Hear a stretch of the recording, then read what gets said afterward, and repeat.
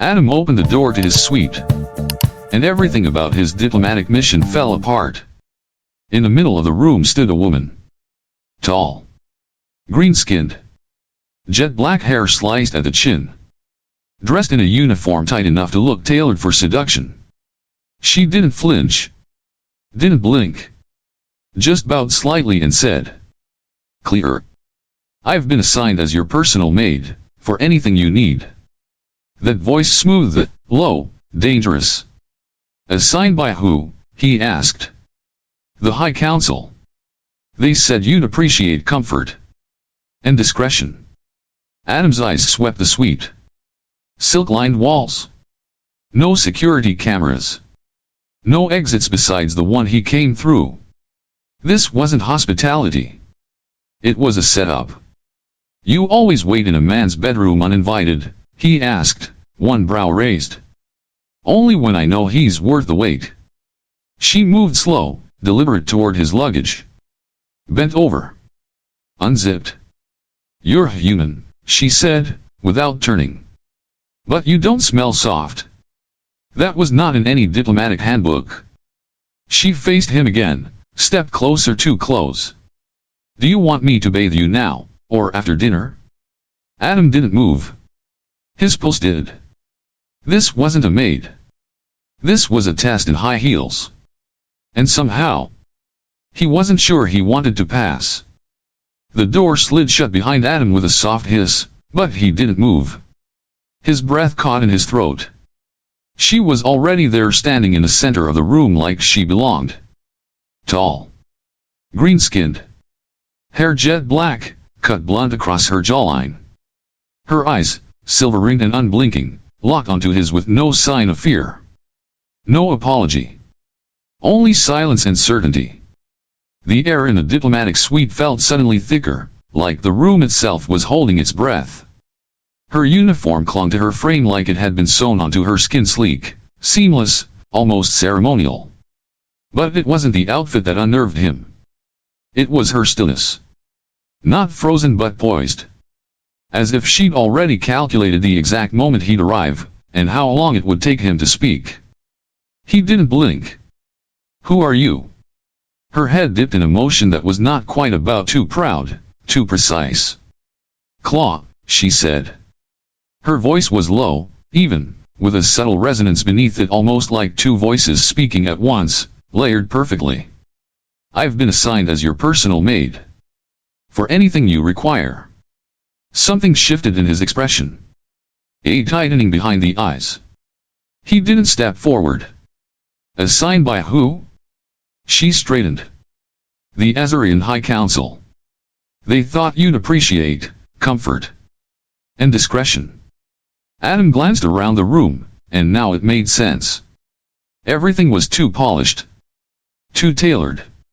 Soft lighting, silk-trimmed furniture, the scent of something faint and floral clinging to the air. The bed was turned down. 2 rooms, connected by a glass panel doorway. No clutter. No mistakes. He looked back at her. "You always wait in a man's bedroom without asking." Her lips curved, but just barely. A smile in form, not feeling. "Only when I know he'll be worth the wait." She turned, walked toward his travel bag by the wall, and bent to lift it. Her movements were effortless. Mechanical in precision, organic in intent. The uniform shifted around her hips as she knelt, the fabric adjusting like it had memory. Adam didn't interrupt. He watched her unzip the case, her fingers brushing the edges of his clothes, deliberate, confident. This wasn't hospitality. This was something else entirely. And Adam could already feel the trap beginning to tighten. The silence hadn't left the room. It lingered like static, alive, invisible, pressing in on all sides. Adam sat on the edge of the bed, elbows on his knees, fingers interlocked. His eyes were fixed on the sheer curtain that hung between the bedroom and the main chamber. It swayed slightly, stirred by a vent that hummed too quietly to hear. Behind it, her shadow moved. She hadn't made a sound in over 20 minutes. But he knew she was still there. When the curtain shifted, it wasn't the breeze. Claw stepped through with the same calm certainty she'd carried since the moment he'd arrived. Her bare feet made no sound on the polished floor. In her hand, delicate, long-fingered, impossibly steady, was a small crystal glass. Inside, a faintly glowing liquid pulsed a soft, unnatural blue. "I found the local liquor in your cabinet," she said. "Didn't think you'd mind." She raised the glass to her lips and sipped. The glow clung briefly to her mouth, then vanished down her throat. She walked forward and held it out to him. Close enough to hand it off, but not enough to reach without moving. Adam didn't take it. "Do you always drink on the job?" he asked. Claw tilted her head. "It's Azerion custom to share the first drink with a guest. You didn't invite me. I'm correcting your mistake." Still, he didn't move. His voice dropped just slightly. "That's not liquor. You're trying to get in my head." She smiled, this time not a curve, but something else. Something knowing. "I'm already in your head. You just haven't admitted it yet." Adam stood not in defiance, but to reclaim the space. She followed. Not pressing, just matching. Like a mirror that walked and breathed. He took the glass from her hand and studied it. Light swirled in its depths, slow and hypnotic. He set it on the nightstand. Untouched. "Why are you really here?" he asked. "I told you." "No. You told me what they want me to think." "That's not the same." Her voice softened. Dropped low enough to almost miss. "Maybe I'm here because I was curious. About the human they call the mouth of Earth. The one who never flinches. Never folds. The one who doesn't know how to lose." Adam's gaze narrowed. "And does that kind of man usually need a maid?" Claw took a step closer. Close enough to feel the heat of her skin. "No," she whispered. "But he needs someone willing to test him. To see if he's really that strong." The silence between them thick and slow, humid, charged. Adam's heart beat louder, but he didn't retreat. "You think you're going to break me?" Claw's smile returned, softer this time. But beneath it steel. "No," she said. "I think I'm going to enjoy trying." The lights dimmed without warning, slipping into night mode. Shadows deepened across the suite, swallowing corners and softening edges.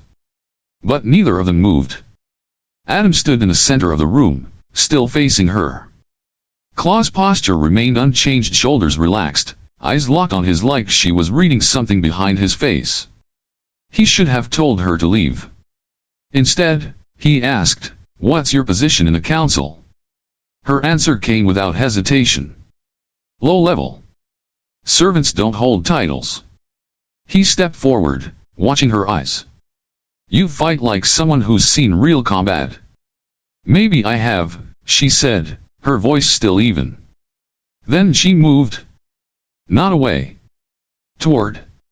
Her hand lifted slow, deliberate, and her fingers brushed the hem of his shirt. The touch was feather-light, but it lingered. Resting just at the edge of his stomach. He didn't stop her. "You're built like a soldier," she murmured. "Not a politician." "I used to be both," he said. "But now I'm here to talk." Claw leaned in, close enough for her breath to stir the fabric near his neck. "Then say something," she whispered, "that makes me stop thinking about your body." Adam's hand rose and closed around her wrist, not hard, not threatening. Just holding. A barrier drawn with touch instead of words. "I'm not going to sleep with you," he said. Her eyes stayed on his. "Who said anything about sleeping?" A long breath slipped from his lungs, and still she didn't pull away. He released her wrist, but she didn't move. "You're not afraid of this," he said. Claw shook her head gently. "Why would I be? You're human. I've studied your physiology. We're entirely compatible." Adam blinked. "You studied?" "I was thorough."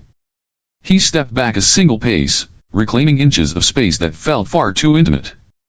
"Back off." She did. Slowly. One step, then another. Without breaking eye contact, she turned toward the bed and picked up a folded cloth from the side of the luggage. Your clothes have been arranged by style and material, she said coolly. The bathroom is stocked with Earth-standard hygiene products. The bed is calibrated to your body temperature. Her voice had returned to protocol. Professional. Neutral. But the air was still thick. Still charged. Adam sat on the edge of the bed, saying nothing. Claw moved to the doorway of the bathroom and paused, her back to him. Do you want assistance preparing for sleep? His answer came after a beat. No. She nodded once. Understood. The door whispered shut behind her. Silence returned. But Adam couldn't hear the silence anymore. Only the sound of her voice in his head. Cool, careful, calculated. And underneath it all, temptation dressed as loyalty. The silence was broken by a low hum, soft at first, then sharper, until the walls trembled with something unnatural. Adam sat up in the dark. The lights hadn't dimmed this time. They were gone. All of them. He tapped the wall panel. Nothing. No response.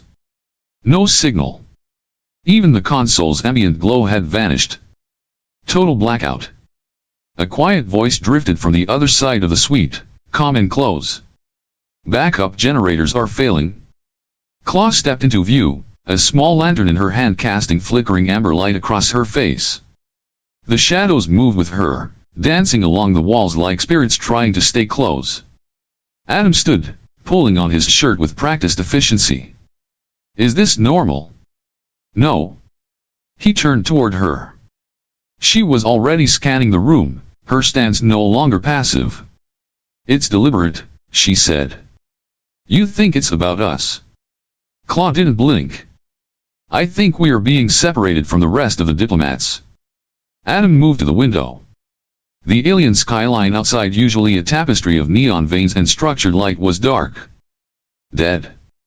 No ships. No patrols. No sound beyond the shallow hum of failing systems. He turned back to her. Why? She looked at him for a moment too long. Then said, softly, surveillance is down. That's the real reason for the blackout. He stared at her. You're saying someone wants us to be alone? She walked closer. Each step measured. Her voice dropped. I'm saying someone wants to see what we do, when no one's watching. The lantern shifted in her hand, shadows warping across the walls behind her. Adam didn't move.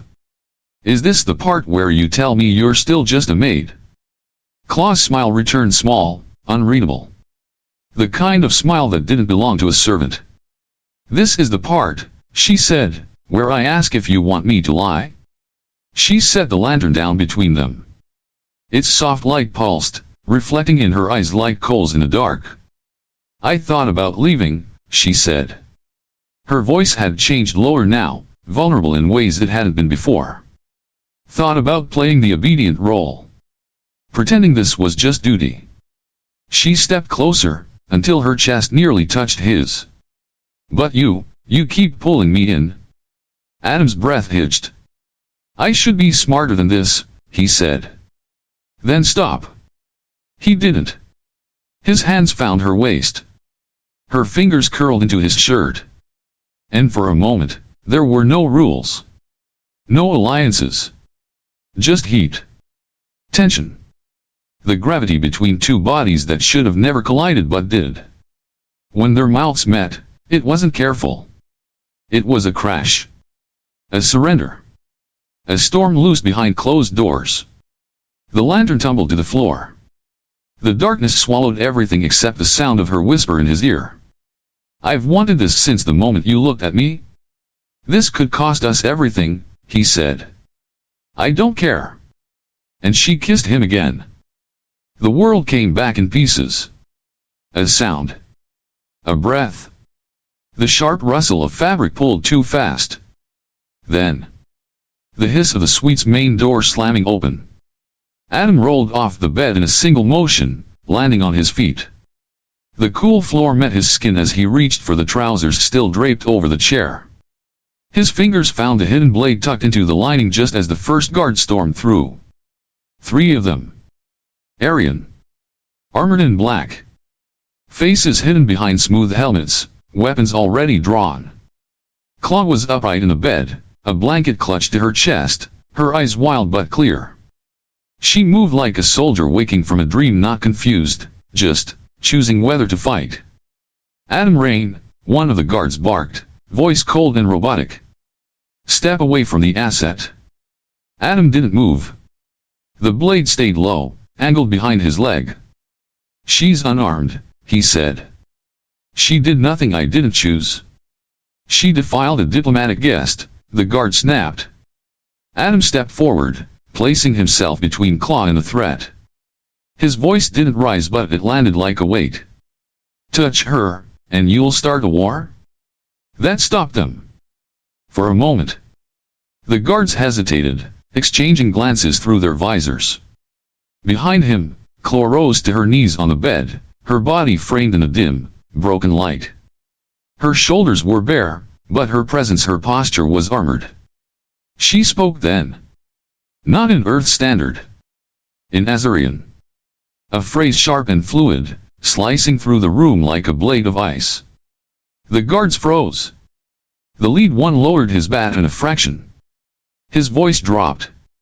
You'd invoke Takara. Adam didn't know the word. Didn't need to. The silence it created told him enough. Claw moved. Fast. She flung the blanket aside, not in panic, but with purpose, snatching the fallen lamp from the floor and hurling it into the nearest guard's face. Glass shattered. Sparks burst. The room lit up for a half second in blue fire. That was enough. Adam surged forward, grabbing her hand. They ran. Down the corridor. Past the curtain. Through the doorway. Alarms screamed back to life. Red lights pulsed from the ceiling like blood echoing through metal veins. Behind them, orders were shouted in 2 languages. They didn't look back.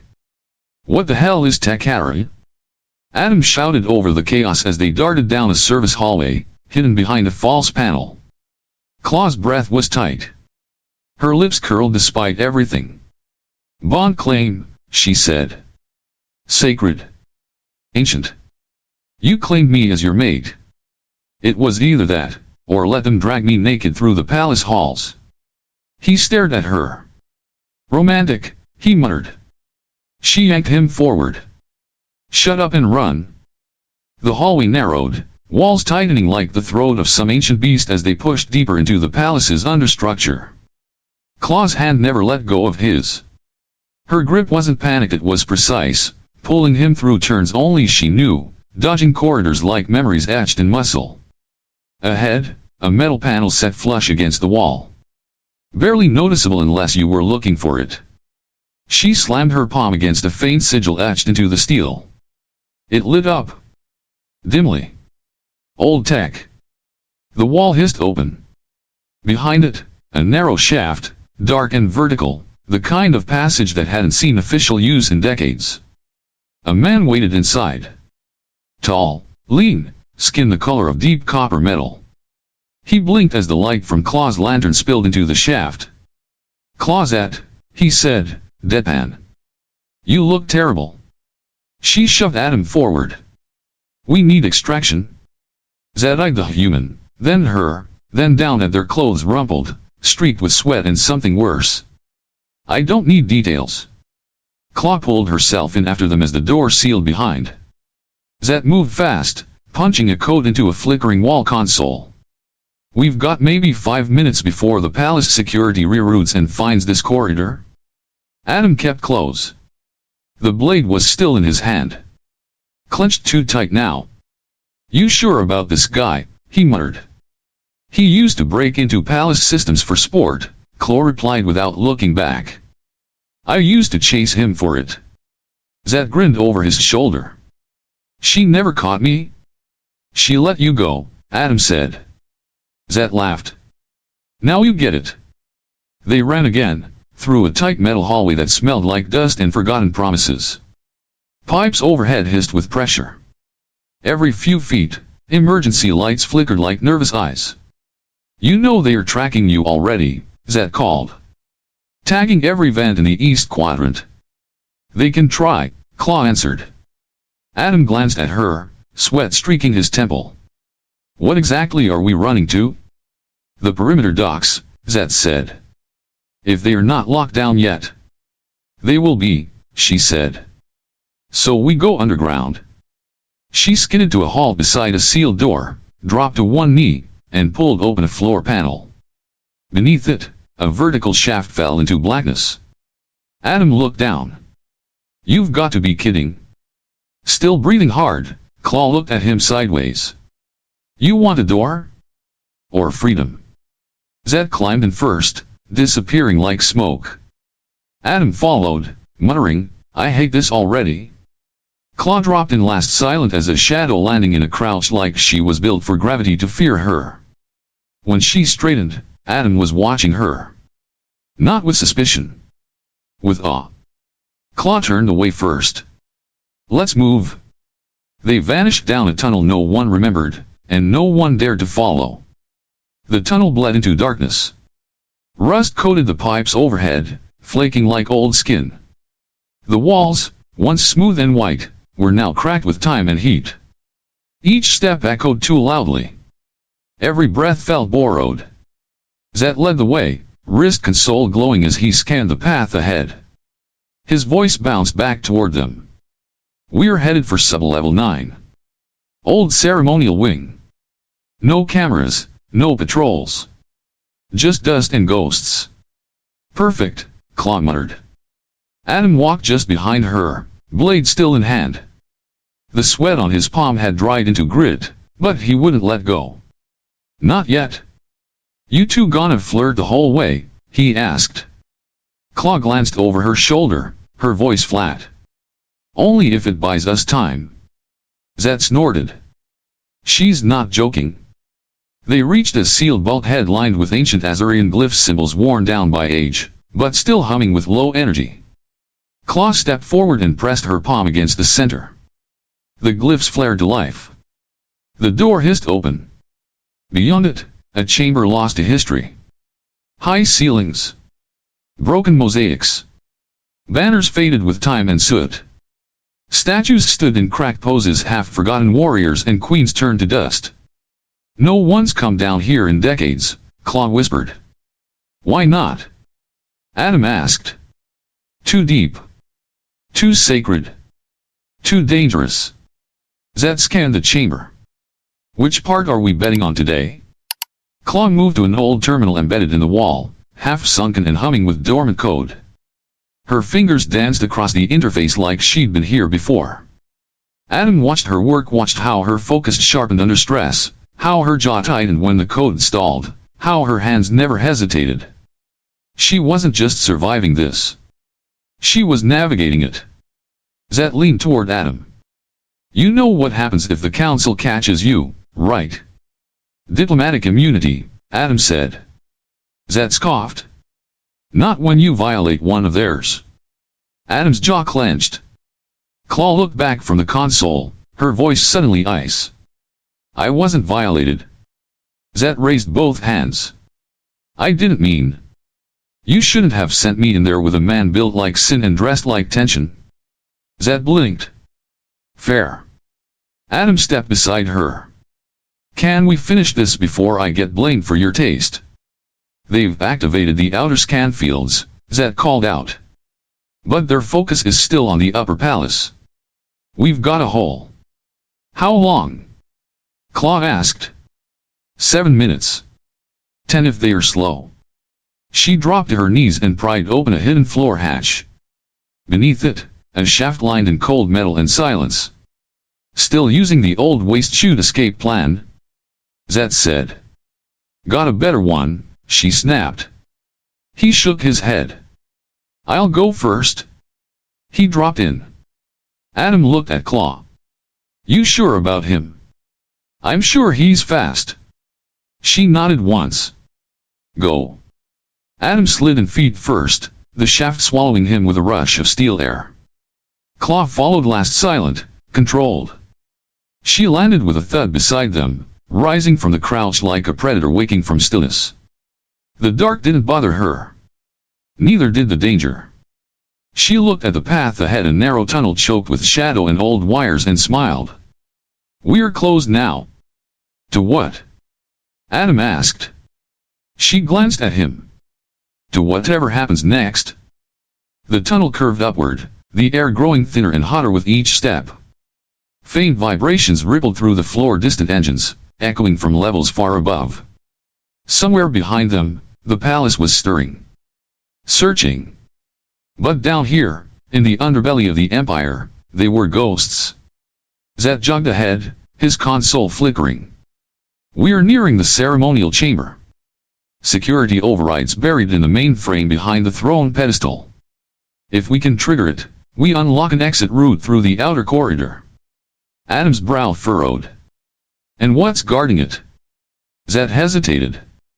"Traditionally, 5 armed sentries. Currently? Depends on how paranoid the council was this week." Claw stopped. She pressed her back against the wall and turned to Adam. "You go in quiet. I trigger the override. Once the corridor opens, you run." He narrowed his eyes. "And you?" She didn't answer. Zed shifted uncomfortably. "She's not planning to stay, is she?" Claw ignored him. She drew a stun disc from her hip. Adam caught her wrist before she moved. "No. Whatever you're thinking, no. We don't have time for. We finish it together." She stared at him. "A second too long." Her voice softened. "You'll just slow me down. Then drag me." Zed groaned. "Could you two make out after we survive?" Adam didn't flinch. "She's not mine." Claw leaned in, voice barely a breath. "You claimed me." She stepped into the chamber. The world erupted. Guards turned. Weapons raised. Red cloaks swirled like fire around them. Claw moved first, blurring between stone columns. A flash of green against ancient gold. The first 2 guards dropped before they understood what was happening. Adam followed, low and fast, dropping a third with a clean hit from a stolen baton. His breathing was tight. Focused. He didn't think, just moved. Zed dove toward the wall console, hacking into the terminal like his life depended on it. It did. 3 seconds to. Claw vaulted the central dais, spinning midair. Her stun disc flew cracking against the final guard's helmet just as the override door behind the throne hissed open. "Go!" Zed shouted. They didn't wait. They ran through the corridor, past banners older than empires, past the bones of kings, and into the tunnel that would either free them or kill them. At the far end, 2 transport bikes waited in the dark, humming quietly like wolves leashed to a pole. Adam threw a leg over the nearest one, engine warming beneath him. He turned to her. "Let's go." Claw looked at him for half a breath. Then she took his hand. She climbed on behind him, arms tight around his waist, lips close to his ear. "If we die," she whispered, "I want it to be on fire." He hit the throttle. The hoverbike screamed forward. And the night swallowed them whole. The bike tore through the Azerion night, engines screaming, blue fire trailing like a comet in open defiance of silence. The wind ripped across Adam's face, cold and sharp, but he didn't blink. His hands were locked on the controls, eyes darting between towering alien spires and flickering neon sigils that marked the outer districts. Claw's arms were tight around him. Her breath steady against his neck. Behind them, the skyline still burned. Distant explosions lit the sky in flickers, tracer rounds from panic patrols, searchlights crisscrossing like a cage being drawn in reverse. "2 on our tail," Claw said into his ear. "Black armor. Patrol class." He didn't turn. "Fast." "Not faster than you." She leaned into him as he banked hard to the left, cutting between 2 vertical signs. Sparks sprayed as the bike's stabilizers schemed a railing. The patrol bikes followed, tighter now. Zet's voice cracked through the COMM, distorted by static. I bought you 90 seconds with a false ID tag. That's all I've got, unless you want me to start a riot. Claw snatched the COMM from Adam's belt. Do it. You sure? I'm not asking. She tossed the COMM and reached into her side pouch, pulling a smoke pellet the size of her thumb. Without warning, she hurled it over Adam's shoulder. A thick green cloud exploded behind them, veiling the alleyway in seconds. The first patrol bike hit the fog at full speed, panicked, clipped a fruit vendor's hover cart, and crashed in a spiral of sparks. The second cut clean through the smoke. Still on them. Claw twisted at the waist, drawing a curved throwing blade from her thigh holster. You good with flying knives? Adam shouted. Only when I'm angry. She threw it. The blade spun, glinting once in the streetlight before slicing through the patrol's wing stabilizer. The engine sputtered. The rider tried to correct, but the bike jerked, spiraled, and smashed into a wall in a bloom of flame. Adam didn't slow. That was the last one, he asked. No, she said. That was the warm-up. Overhead, the sky lit up again. 3 sleek drones dropped from the clouds, triangular, silent, hunting machines. Red targeting beams flickered down, sweeping across rooftops and roads. They are locking on, Adam muttered, adjusting speed. Claw leaned forward, flicking a hidden panel on the dashboard. EMP scrambler. Stolen tech. One shot. He waited. Let them close. Let the drones draw near enough to feel the heat of their thrusters. Then hit the switch. A blast of white light pulsed from the bike. Silent. Wide. Immediate. The drones jittered, paused midair, and then dropped like stones, crashing across rooftops in pieces of flame and shrapnel. Adam grinned through gritted teeth. Still think I slow you down? Claw smirked, brushing soot from her cheek. You're slightly useful. The city opened before them, no more towers, just outer roads. Fewer lights. Fewer eyes. Fewer laws. Behind them, Azerion burned like a warning. But they didn't look back. Not anymore. The outskirts of Azerion blurred beneath them, the structured beauty of the inner city replaced by sprawling metal husks and forgotten roads that no longer appeared on official maps. Searchlights still swept behind them, but slower now, hesitant, confused. The system hadn't expected them to make it this far. They'll lock the perimeter gate soon, Claw warned, her arms tightening around Adam. We won't make it out on one bike. Then we go underground. You don't know where the tunnels are? I do now. Adam tapped a blinking note on the bike's NAV console and encrypted maps that had dumped into their system mid-flight. The route lit up, a faded line through Sector 12, ending at a collapsed transit canal. Claw's eyes narrowed. That area's restricted. Perfect, he said, and slammed the accelerator. They blasted through a faded checkpoint, the barrier's sensors scrambling to catch up. Sirens wailed. Adam didn't slow. He cut hard into a side alley, skimming a wall so close sparks bloomed around their tires. Searchlights locked onto them again. This time, with more precision. Energy bolts cracked past their shoulders. Claw ducked low against his back, hair whipping across his neck. They are tracking heat signatures now. Adam looked ahead. The route was narrowing. The trench loomed just beyond the next block. A massive scar through the old city, a dried-out gravity canal carved into rock and scaffolding. 20 feet down. No ramp. Hold on, he said. I always do. He hit the brake hard, pulling a hidden lever beneath the console. A grapple claw fired from the bike's undercarriage, snapping upward, catching a rusted anchor pipe on the trench wall. The bike swung violently downward, a controlled fall through open air.